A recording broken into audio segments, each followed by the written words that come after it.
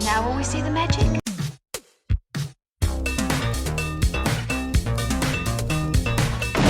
All right, where's Murray?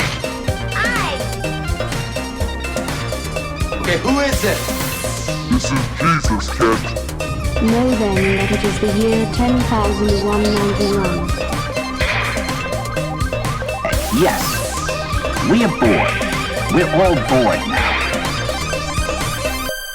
Hi, good night. Good night. Hello, and welcome to Mary versus the Movies with your host, Mary Jones. Dennis Lang. What was that? Folks, you couldn't see him, but he did this weird, moving thing with his mouth that made him look like one of those Rankin Bass puppets. What was that? Puppets? What puppets? Well, like Santa Claus or the Bumble, the Abominable Snowman. Yeah, you did a weird thing with your mouth. I know. You've always got to do, a goofy intro, and I've always got to comment on it. You know what? I'm glad we did, because I have a feeling we're going to have to stretch this one out a little bit. What? So welcome to episode 91. Sheesh. I know. First of all, wow. Second of all, yeah, so here comes a movie that neither of us know anything about, but Nope. which was suggested to us by a friend of the show and two-time, I was going to say competitor, but that's not the right word. Friend of the show, Alana, suggested to us this movie called Happy Together, which stars Patrick Dempsey and Helen Slater. That's what we're watching? I know. I keep forgetting too. This, I don't know what this movie is, but she saw it. It's on YouTube. It's not even available to stream legitimately. It's from 1989. I just saw he's in The Stuff. Why aren't we watching this stuff? What is the stuff? Oh, it's this movie. It's like a horror, sort of a comedy horror one. I told you about it. It was came out during a power outage, and there was all these good reviews of it. Oh, okay. But because of the power outage, no one read the reviews, and so it totally bombed. Okay. It's kind of a cult classic. Well, we're not watching the stuff. No. We're watching something called Happy Together. And I'm glad you remember the name of it. I keep forgetting. Well, I had to save it to a watch later YouTube playlist because I don't. Yeah, because that's the only place I think you can get this unless you have a VHS tape from 1989, which is when this film came out. I don't really know anything about it. Patrick Dempsey, he's a television guy, right? Yeah, like a good-looking television guy. He just looks like, we need a movie star. We can't afford a movie star. Get a TV star then. He's McDreamy, right? Yeah, I think On that show that you hate. Yeah. It's not House. Dr. Everything. Yeah, Dr. Everything. Oh gosh, know. I can't believe I'm forgetting this. Oh heck, don't Sap do the theme song to it? Grey's Anatomy. Yeah. Right, he was on Grey's Anatomy, which I didn't watch the way I watched ER, but I'm certainly aware of it. God, I don't even know if it's still on, and I don't know if he's on it. I don't think he is. But yeah, Patrick Dempsey, he did movies in the 80s, and I think a lot of films that are kind of like this. And so my impression of this film is it's some sort of romantic comedy. The end. Honest to God, I have no idea what this is. There's a whole genre of bland romantic comedies of the 80s that I don't really have any sort of impression of. I think there's a movie called Can't Buy Me Love, which I believe is highly panned. Highly panned. What is that? So I don't know what this is. There's a whole type of movie that I just never watched. The thing is, I'm a big fan of those Hallmark Christmas movies and Valentine's Day movie. We were watching a bunch. The Hallmark romances, yeah. When we were out in St. Louis, you were watching them. But what I like about them is that they're still formulaic. It's like Mad Libs or something. For all we know, this movie might, in fact, be Mad Libs. What do you think is the formula? It's a very precise formula on Hallmark Channel. It's set in New England, usually. Or upstate New York, or Minnesota, or whatever. Somewhere north. It's always a high-powered businesswoman falls for the local flunky. There's usually a kid side, she has a kid or something. Or he has a kid, or, will she leave her high-powered job to move to the country, essentially. They're enjoyable to turn your brain off to. Like, are they problematic? Absolutely. So I'm actually a fan of a podcast called It's Christmas Town, which is a Hallmark movie podcast with David Roth and oh gosh, what's the other guy's name? Jeb Lund. David Lee Roth? No, it's not David Lee Roth. That'd be fun. It's David Roth and Jeb Lund, and they watch Hallmark movies and just kind of do essentially what we're doing here, right? But with a specific genre, and they genuinely do enjoy the movies, even though they tear apart the way that they're not always great. Yeah. You know, I'm kind of curious as to, does this movie kind of fall into that world? Not that it was made by Hallmark, obviously, but you know, is it a formulaic romance? Is there a reason we don't know what this movie is? You know, a lot of stuff is not entirely forgotten from that era.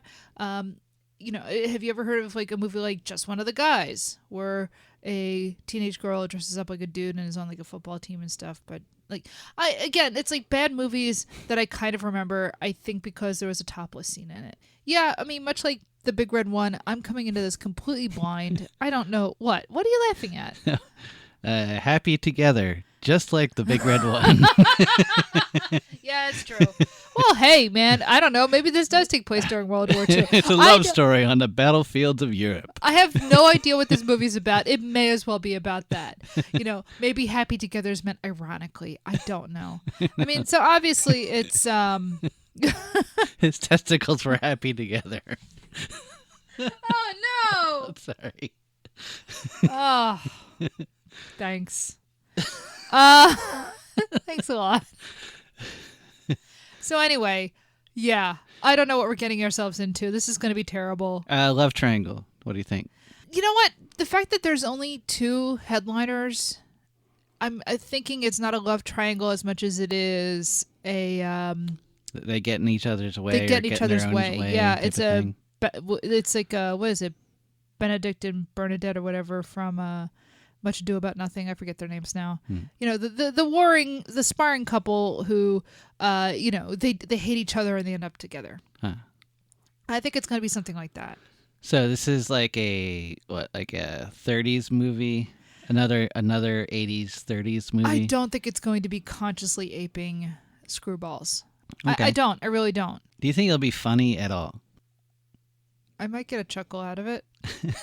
Look, the reason I'm going, like, I'm just saying, like, do you think they wrote it to be funny, or is I'm it sure like they a meant it drama? to. Look, I'm sure they meant it to be a comedy, and I'm sure it's not great.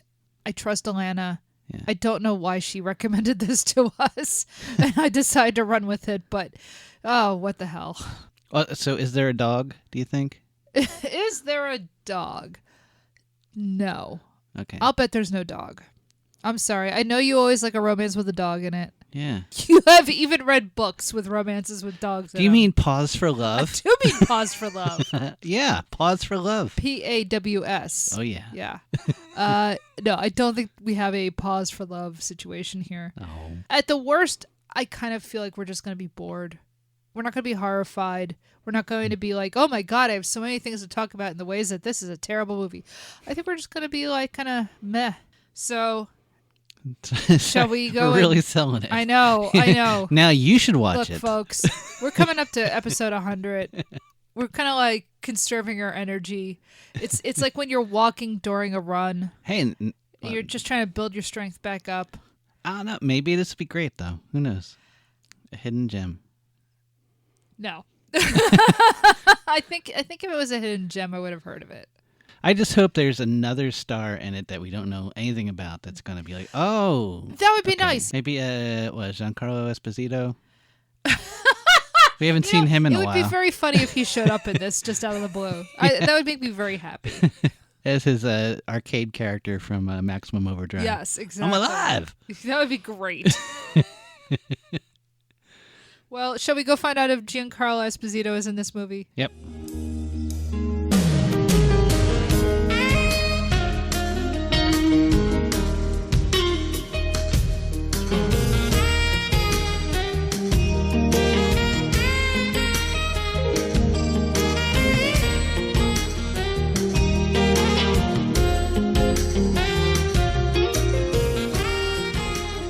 Yeah, you hear that?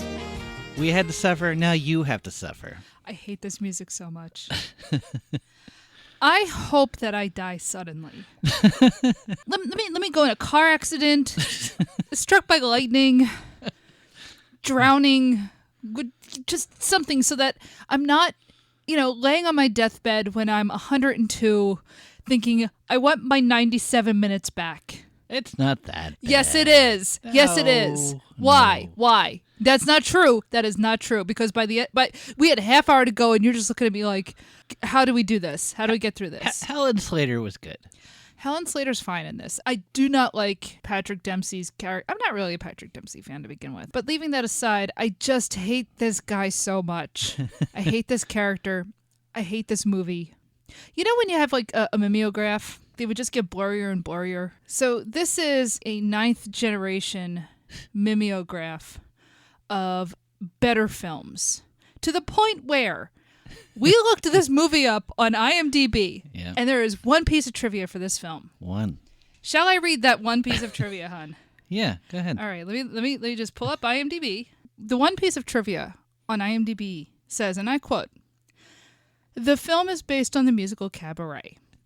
And they sing it. Yes, they do. Yeah, lampshade, as TV tropes would say. Oh my God. It's part cabaret, it's part something wild, but it's also filtered through all of the production qualities, editing, and direction of an episode of Doogie Howser. No, I hate this. Okay, so if this movie is supposed to be based on Cabaret, I love Cabaret. Cabaret is a musical based on the works of Christopher Isherwood, a gay man living in Berlin at the end of the Weimar Republic into Nazi Germany. And he had a roommate, a cabaret singer, an eccentric daughter of like a British diplomat or something to that extent. So she's the original manic pixie dream girl, I suppose. Except like that's kind of not a great way to think of Sally Bowles. When was it written? The book was like 39. Oh, okay. Yeah. So yeah, it's pretty early for a manic pixie dream girl. I shouldn't necessarily call her that, except that I understand how like her character has informed later iterations. Like what, Holly Golightly? Holly Golightly is another one. Yeah. The thing is, Sally Bowles in Cabaret, she is a character. She's a fleshed out character. Yeah. There is more to her than she doesn't exist just to bring the Isherwood character out of his shell. And so that's why she's not really a manic pixie dream girl. The whole point she's not the Natalie Portman in Garden State. No, exactly. But like, this is template. Yeah.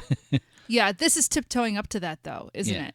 Like it in fact, I would almost say it does tip into that because we don't really get much of her character. Like, the whole thing in Cabaret is, they have this relationship, and it's, how much is Michael York's character actually in love with Sally, Liza Minnelli? How much is it that he's just fascinated by her? It's ambiguous, and that's good, and I love the ambiguity of that film. And the end of that movie is she's pregnant, and she ends up having the abortion because we know what's coming with the rise of the Nazis, and that their bohemian lifestyle is going to go out the window pretty soon, right? So there's a sense of urgency in Cabaret, so that her, for the lack of a better word, manic lifestyle is all kind of set against the backdrop of, what is coming. Her character is sort of helping his, like, I don't know, just sort of live a more open lifestyle, right? Yeah. Okay. Contrast that with, I'm an annoying nerd who's gone to California for college, now just like this prig who lives with a girl, and I guess they fall in love. I really question that they're in love in this relationship. I mean, the whole thing is like, the Michael York character in Cabaret is, he's a somewhat closeted gay man, possibly bi, the sexuality can be fluid. And so, there's all sorts of layers to what's going on in their relationship and like everything happening there. That is not in this movie, which often indulges in sort of like gay panic and homophobia. Oh, yeah. So like, just to even compare yourself to Cabaret, I'm just like, you did not do the work to claim that. You did the opposite multiple times in this thing. I'm so mad. But like, there's no urgency in this. Like, part of the whole thing is like, in Cabaret, there is, I said, the urgency of the Nazis rising to power. What are they afraid of in Los Angeles? Jerry Brown? I mean, okay, yeah, California Uber Alles, but no. Yeah, I don't like this movie. Like, if she is the manic pixie dream girl because she's flighty and they imply that she sleeps around, they don't even imply it at one point because of the whole kissing booth thing, and like that's really ugly, by the way, that whole sequence. But like then he is this Alex P. Keaton stuck in the mud. I wear a suit and tie to my classes. Come on, man. Not that I've never run into those guys in college, but everybody just gives him the side eye, like, man, what is your problem? Well, his problem is his grades are low, and they've got to get higher. And that's the thing. Like, the end of the movie is he ends up almost getting expelled because he ends up cheating on a test because he spent too much time fooling around with his roommate/girlfriend, right? And in the end, they don't throw him out. They're going to let him repeat the semester. But this isn't good enough for him. I'm being held back behind everyone else. And I'm like, half the people that you're like hanging out with, they've obviously been at this college for a couple of years. I don't know what you're talking about that you left behind. This isn't high school. This is college. Nobody cares about any of that stuff. Now, if there was like an urgency that he had like a scholarship that he had to live up to, like then at least you could see why he'd get so upset. But he's lucky he's not out on his ass. I hate this kid. I hate this kid so much. There is no reason for him to act the way he does except that the screenplay commands it. So initially, I was like, man, I don't like Patrick Dempsey at all watching this. I was like, man, he is so annoying. Like, if he wasn't in this, if they had maybe someone else, I'd like it. And that was my initial thought. But as it went, like, Patrick Dempsey actually kind of grew on me, like, as an actor. But the writing, suddenly, I was like, oh my God, it's the writing. Yeah, it's the writing. The writing is what I hate. Yeah. No, it's not that Patrick Dempsey as an actor is bad in this. That's No. a different subject altogether. It's the writing. I hate the writing in this. I hate it so much. Everyone is speaking in Shakespeare every now and then. Everyone. People it's that so would... pretentious. He's not changing his voice for anybody. He's Yeah. just like changing his perspective slightly. The only person who gets this talks slightly differently, and it's not a lot, is Gooseflesh, which... Ugh, that's the Dan Schneider character. Yeah. He occasionally talks at least like a little bit like he is a separate character from... Wait, who is Gooseflesh again? The guy who carries... I don't know. I don't know who Dan Schneider is. Oh, that's a whole... Okay. That's a whole thing. Dan Schneider. Okay, did you ever watch the show Head of the Class? No. Okay. He started off as an actor and then got into like producing kids television, and there's a lot of sketchy allegations. I mean, allegations that make him very sketchy and or possibly, yeah. I don't want to say a whole lot because I don't know that anything's ever gone to court, but he, by all accounts, maybe not a good dude. But he plays one of the other guys in the dorm, and he walks around with a mannequin everywhere, talking to it like it's his girlfriend. For most of the film, it's supposed to be like, yeah, he's just like this weird, wacky dude. And then you get towards the end of the film, it turns out he's just like a misanthrope who doesn't want to have anything to do with people. Until all of a sudden, after like one conversation with our Patrick Dempsey character, our now enlightened yeah, Patrick Dempsey character, who has gone through his on the road moment, oh god, and he is now Jack Kerouac, and oh god, I am so mad. So and you know just this because completely you unearned. see on the road on his desk next to his typewriter by. I mean, look, yeah. you both you and I have read Kerouac, okay? Like it's not like like I don't hate specifically on that, although it's been a long time since I've read any of it. Right. But it's like the most pretentious thing of a certain generation to put on the shelf to say that like I'm an intellectual because I'm reading this, and I'm like, first of all, you're not an intellectual if you're reading the beats. Like, and I like the beats. I honestly do, but like that does not mark you as an intellectual. It just marks you as, I don't know, annoyingly Gen X. I'm sorry, honey, but and I include both of us in that category. Yeah. You know. But after like one conversation that they have, all of a sudden, this character Gooseflesh, the Dan Schneider character, now he's picking up chicks all over the place, and like they're running around in bikinis around him, and He's stealing- turned his life around. Yeah. it's like he took like the Charles Atlas course on the back of a comic book. All of a sudden, he's like Spuds McKenzie. I don't know what's going on. He steals a fire truck at one point. Yeah. I like it's so, ugh. So yeah, I just Whimsy. yeah, exactly. It's like the worst kind of whimsy. So I felt like this was not fiction. Yeah, Like it just felt like he was like working through like he was the like, screenwriter. yeah. Like, Explain. so the screenwriter. Oh, what is his name? Craig T. Nevius. It just felt like, especially at the end where he's accusing her of like, you're using me for this or blah blah blah, and you're just flighty all that. Oh, they have this horrible fight. It's really he just says awful things to her, basically tearing her down as like you're basically ruining my life and etc. Yeah, And it didn't feel like it came out of the movie, and it felt like he was just finishing up a fight he was having on the script. He's like, I got to use my own life in my work, just like my teacher said, so I could get an A- in my writing. So this was what, his first screenplay? This is his first screenplay. He had 2 plays produced in Chicago when he was like 17. I hate him already. And I just feel like maybe he knows somebody. Yeah, you wonder. It just feels like this meteoric rise is not like. Well, it's organic. meteoric. It's meteoric, and then became pretty mediocre because he doesn't have a lot of like films under his belt, and I can see why, because this one's not that well written. I mean, it really isn't. But so I heard that music, and I was like, okay, this is going to be a very long 97 minutes. When she shows up and she's his roommate, like that's the first interesting thing. You know, like, oh my God, he has a roommate, and it's a girl.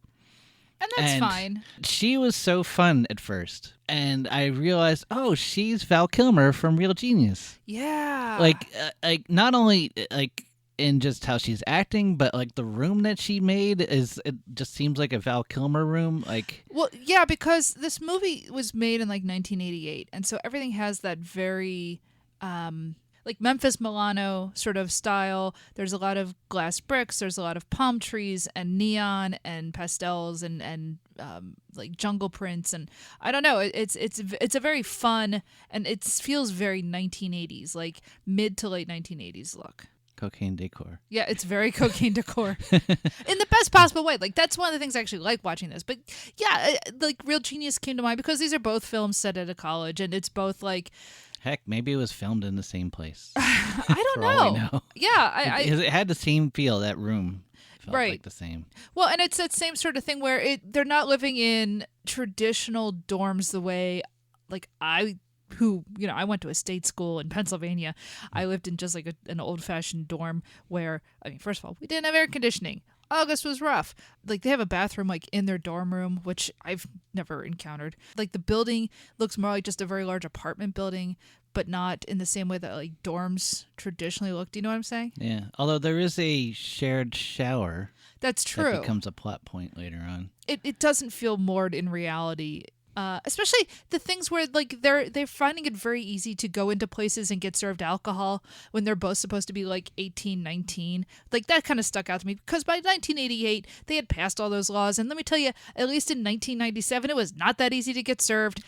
At least if you were near a college. I don't know, maybe California's different, but I'll tell you, in Pennsylvania it was not easy unless you were working at the mall, at which point you could, but that's a whole other story for another time. Now remember, Pennsylvania. Yeah, that's true.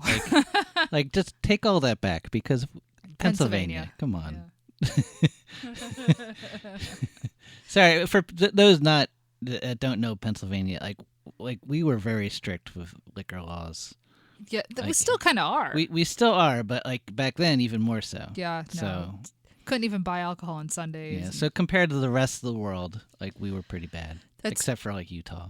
So yeah, I mean, the whole story is they end up getting assigned as roommates. He wants to get out of it, but they end up falling in love, and because the script said so. The script said so. Like, there's never like a moment that I noticed in the film that you see a light bulb go off and it's like, oh my God, I really am into this girl. They cut from one scene where he keeps going to the admissions or the administration, whatever, and saying, look, get me out of this situation. I want to get switched. Then all of a sudden he's buying like balloons for her that he ends up like he wants to give to her. Although then she shows up with her then boyfriend and whatever. It's stupid, romantic stuff. So a 30s movie would have stretched that part out the entire movie. Yeah. And it would have worked. It would have been like, wait, am I in love with her? And that would be like 2/3 of the way through the film. That would have been Bringing Up Baby. Yeah. Which is great. Yeah. This is not Bringing Up Baby. that could have happened, but this time, like in this movie, like 1/3 of the way through, they're in love. Oh, they're in love and they're living together like a married couple. Oh my God. And here's the thing. You know what really bothers me about that? They still have him being such a weird dude who is supposed to be 18, but he dresses like he's 58 and acts like he's 58. And he's got grandma glasses and smokes a pipe and wears sweater vests and blazers. And like, I'm not saying I never ran into those guys in college, but they didn't get hot girlfriends. You know? Yeah. I don't know. Ooh. Did they in your school? See, you went to art school. I know but I think money is involved. Ah, okay. It's a different thing, which I suspect is the case with this kid too. Yeah, I do. Well, they both have money. They both Yeah. come from some kind of money, which is very annoying. Now, in the case of her, obviously because they're cribbing so much from Cabaret, it's obviously supposed to be like Sally Bowles' situation where, the father is distant, but he has money and doesn't really care about her, but will throw money at her. Because she is spending a crazy amount of money in this movie. Like, she's, window shopping on Rodeo Drive at one point. I mean, come on, man.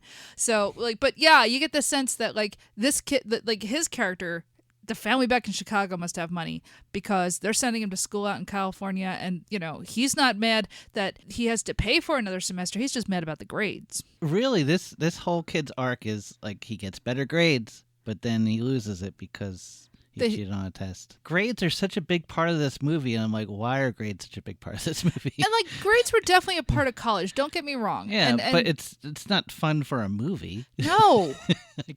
There's a movie called The Paper Chase that I'm pretty sure is in the early 80s and we could cover. And I feel like, grades are a big deal in that movie. But I think they're also all supposed to be in law school, so I get it. He is a first semester freshman in college.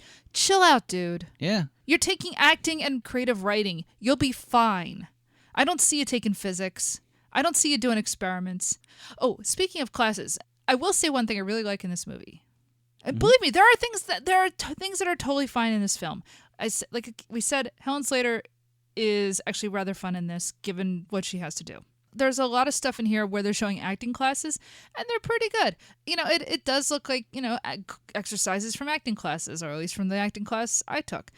So I was like, oh yeah, I remember doing some of these sorts of, exercises. That's pretty cool. There's a little too much of that in here. That's another thing. This film, sometimes I don't feel like it knows exactly what kind of movie it wants to be. Yeah. It just feels like it's constantly trying to show off in a way that it's one thing if the character is trying to show off, but you get the feeling the movie is trying to show off. The character is trying to show off by saying, hey, I read Jack Kerouac and I write and I can quote Shakespeare. And it's one thing if a character is doing that, but the movie is doing that, right? You get the sense that the writer and the director are trying to say, look at how smart we are, and look at, we're going to show these people doing acting classes, but they're really good at it. And it just feels so grating. Even with the acting stuff, it's at first I'm watching, I'm like, yeah, this is kind of neat. I know what they're doing. But the more it goes on and the more hey, aren't they really good at this? And it's just kind of come on, man, this is not relatable. The end of the movie is them getting into a big fight, him saying, you're driving me crazy and you're making my life miserable, but in the end, I am in love with you and you deserve love and I'm here to give you love.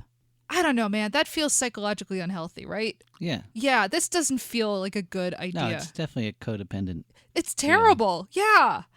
But so what I don't like about the movie is that I feel like he's never wrong. Yeah. Even him getting caught cheating is because she wrote on his cast and stuff, and he's like, oh, I guess I'll do that, and I hadn't thought about it that way, but you're right. He's never wrong in this movie. Not really. The whole thing where they kind of break up because she was doing a kissing booth for charity and he gets very upset about this. And on the one hand, I mean, he's right. She should have said, hey, I signed up for this thing. Yes, should have been honest about that. But then she gets dragged through the mud and the other boys are writing on the bathroom walls that she's a whore and all this stuff. And you never get the sense that the film ever thinks he's wrong for being upset or the way he's treating her on top of all this.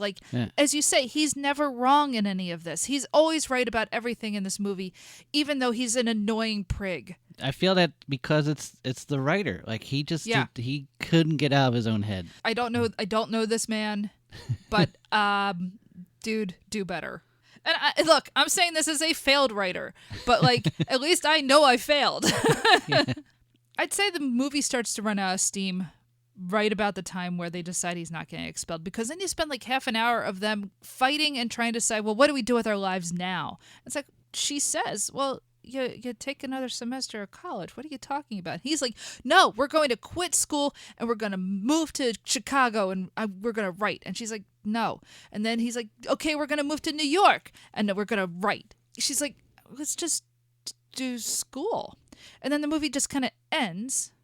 and then you get a like one of those cards at the end basically saying, well, it turns out they do finish college, but then they go off to New York and live in Hell's Kitchen, and he writes for All My Children. And, Oh, I didn't see that. Oh, you didn't notice that part at the end? Were your eyes rolled into the back of your head by then listening to that I think music? so, yeah. Because it is terrible music. Yeah.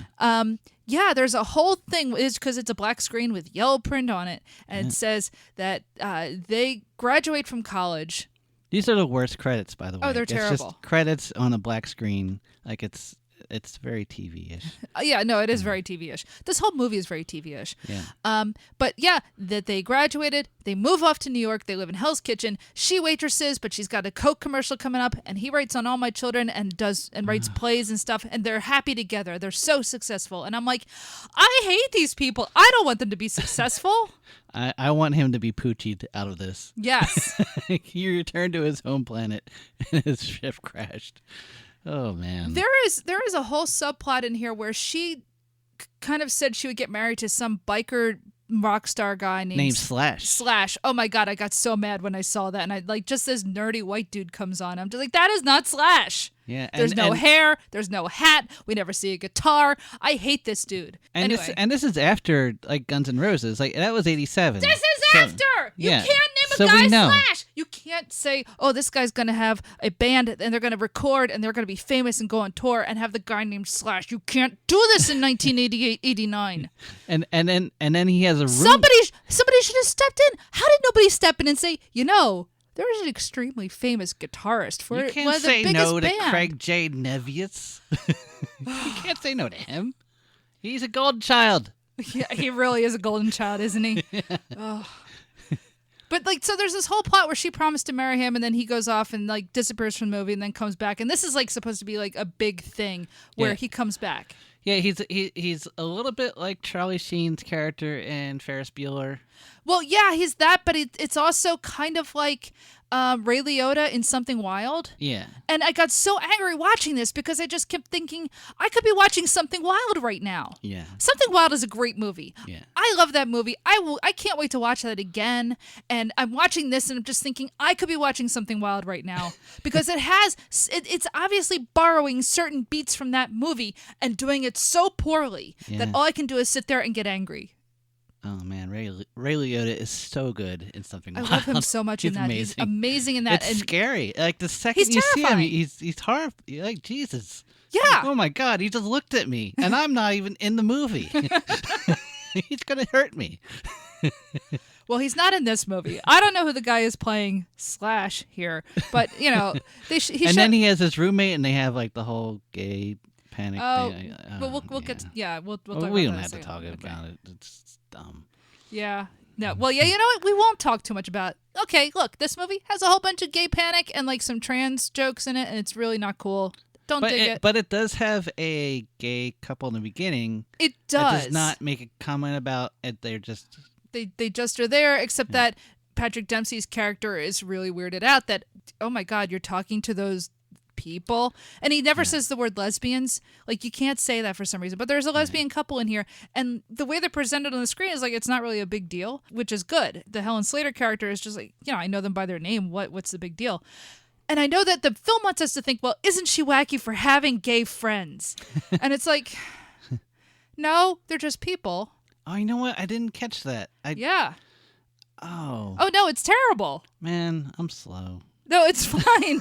Well, I'm also, him. honey, how many lesbians have you dated? Yeah, I know. Like, that's a whole thing. But yeah. So like, but there's Those two, really? yeah.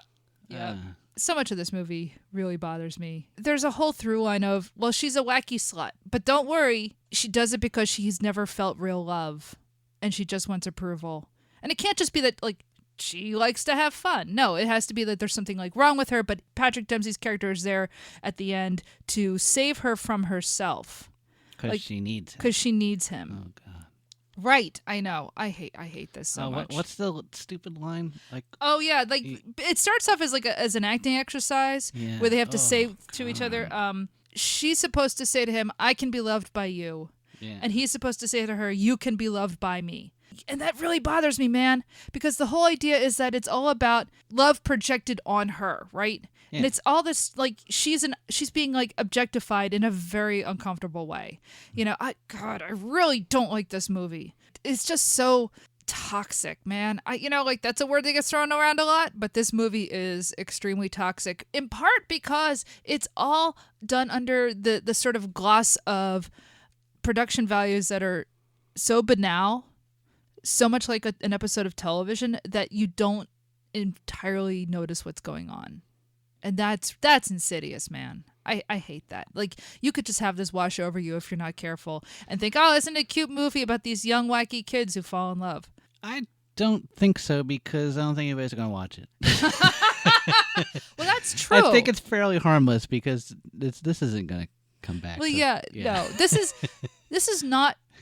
It is streaming in as far as somebody uploaded a copy to YouTube, but other than that, you're not going to rent this on Amazon. You're not going to find this on HBO Max. Like, this is a forgotten movie, like, entirely. So no, nobody's, you have to really be digging to find this movie. And, so the thing is, I actually do like the acting of the two leads. Look, the question isn't whether their acting in terms of skill is bad. Right. I hate the character, but go ahead. So his character, like, he was like beyond annoying in the beginning, and he eventually, I guess, kind of eased up as time went on.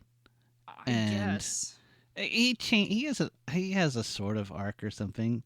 I mean, acting wise, not so much story wise.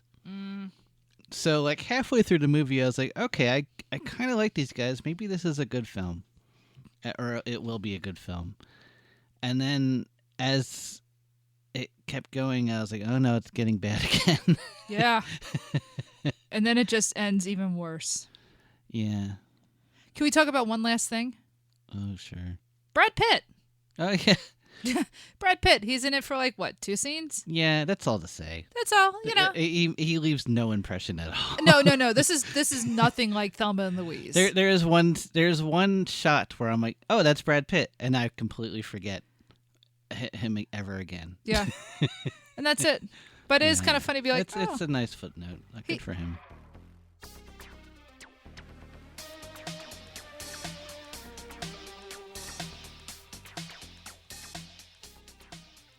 So that was Happy Together, starring Patrick Dempsey and Helen Slater. Yeah. Starring Patrick Dempsey and Helen Slater, directed by Mel Damsky and written by Craig J. Nevius. Boo! Boo, Craig. Yeah, we don't like you. And for me, it's just Craig. Yeah. Even the director, I'm like, I give you a pass. You got to make a buck. But Well, Craig, I don't like you. Look, the director, he mostly did television, directed a lot of Psych, Picket Fences, stuff that I like. Yeah. So, And maybe Craig got better. I'm sure he was like 19 or something when we wrote this. But so then maybe... like send it to a script doctor or something, man. Have somebody like work this thing over. No, man, this is cheap and bad. Yeah. And then he went to Roger Corman after this. I wish. No, he did. Oh, he did? Yeah. Oh my god, that's the other thing I totally forgot to bring up. He's the guy who wrote the original like Roger Corman Fantastic Four movie that's terrible. Oh. Yeah. Oh no. Yep. Okay, well maybe I'll take back what I said. No, he never got better. No. And I was like ready to just sail him off into a nice life or something, and no. Nope. I mean, look, I'm sure he's doing better than we are. Yeah. So good luck to him, but no. Oh man. So anyway, you can follow us on social media, because I've got nothing more to say about this movie. You can follow us on social media. We are Mary vs. Movies on Twitter. We are Mary vs. Movies on Instagram. We are Mary versus the Movies on Tumblr. We are Mary vs. Movies at mas.to on Mastodon. And we have a website that will be coming online hopefully very soon. Yeah, I've been busy, obviously. Let's see. We also have a Patreon where you can not only help support the show, but we have released our first episode of Hollywood Avalon, our Patreon exclusive new podcast all about Arthurian film. And the first episode was on Indiana Jones and the Last Crusade. I highly recommend you check it out. If you haven't listened to the preview yet that we put out on the main feed, go check that out. But look, trust me, it's going to be a lot of fun. We're going to talk about old movies, new movies, anything with an Arthurian theme. We're marrying together two of my favorite things, which is Sean Connery. No. Okay. I mean, yeah, okay, the first couple movies are going to have Sean Connery in them just because he did a couple of Arthurian, well, Indiana Jones and the Last Crusade. The next one we're going to do is called First Night, which I hear is not good. Yeah, we're picking some winners. Look, man, we've watched a lot of great films. Yeah. Okay, we did. We just saw Say Anything. Heck, Arthur was a lot of fun. It was. So, we're doing penance. We sure are. So, yeah, please go to the Patreon. It's patreon.com or whatever /MaryVSMovies. And there you can sign up and get the RSS feed for that show. We are available on all of the major platforms. We are on Apple Podcasts where you can rate and review us. So please do that, because the more people who rate and review us, the more people are going to see us on places like Apple Podcasts. So we are on Stitcher and Spotify and Google Play. If you go to the Libsyn website through our various social media links, you can get the RSS feed and plug it into whatever your podcatcher of choice is. Yeah. Yes, Riz. Okay. I've run out of steam. This movie just, Sorry. it flattened me. It's fine. Atlanta, that was worth watching just to get the blood pumping, It's sort of calisthenics for the soul. There are things I liked. Yes. I You know what? suppose. I'm going to say it's not the worst. Oh, God, no. No. It's not the worst, but I really hate what this relationship is. Yeah, and I hate the writer. I hate the writer's writer. terrible. Yeah, he's the worst. Everything else is fine. Yeah. Next week we are going to watch another apparently terrible film. I don't know. This one might be good. You know what? It'll be good in the way that it's bad. Yeah. Next week will be the movie Angel. I will say the cover is way more memorable than this one. Because Yeah. I remember this cover. All right. Yeah. Okay. Have you seen it? I don't think I have. Oh boy. Yeah. Am I allowed to at least see the poster for this before I watch the film? Sure. Okay. So it may just give away the film. So maybe I shouldn't then. Ah. Well, have we said what the next film is? It's Angel, which is I think about a schoolgirl hooker who kills people. I don't know. It sounds great, actually. I can't wait to watch it. I haven't seen it. I've kind of always wanted to see it, but Yeah. Well, it's gonna be a trip, man. yeah. Well, all right. Until next time. Work. That's all you do. Chris, you need to have some fun. You couldn't even get through it. That's fine. Yeah. Fun, what's that?